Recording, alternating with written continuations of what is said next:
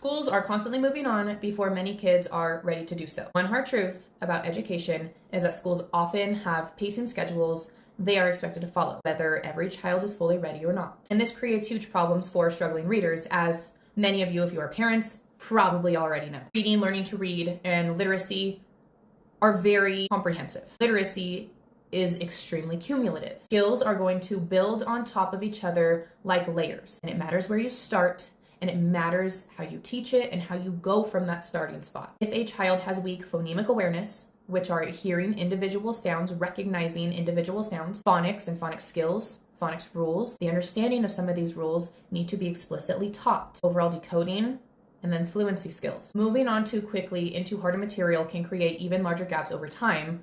Pretty obvious, right? So when I say this, I am not anti-teacher. I am not go jump down your teacher's throat because they're not doing a good job. That is not what any of my videos are for. So do keep in mind that on the district level, on the state level, things may not mesh like they probably should when it comes to child development. That is not your teacher's fault. Understand that classrooms are managing large groups of students with very limited time, so instruction keeps moving forward even when foundational skills are still shaky underneath the surface. When we are looking at large schools with teacher shortages, you are looking at one teacher in charge of 30 plus kids in some instances. So is it your teacher's fault that your child fell through the cracks? Not necessarily. It is an all-encompassing failure on everybody's part. But this is how kids fall through the cracks. It's not because nobody cares about them.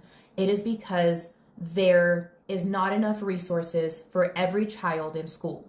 A child may technically pass from grade to grade while still carrying significant literacy weaknesses, doubly so if they are able to mask those gaps, if they're able to mask those skill issues by relying on context and by relying on memorization. Then eventually parents notice homework battles, reading avoidance, fluency issues, lack of comprehension, declining confidence. And by that point, the gap often started years earlier. We're not talking they're a couple months behind. On average, kids who come into my program are anywhere from 2 to 3 years behind grade level. This is why early intervention matters so much. Strong literacy instruction should focus on mastery, not just simple exposure. Children need enough time and repetition to truly build these automatic reading skills before constantly layering on harder material. So what should you do? You should have assessments done. You should know exactly where they are and where those skill gaps are as well. Follow for literacy and child development support. And if you want to better understand your child's reading level and skill gaps, book a reading assessment through the link in my profile.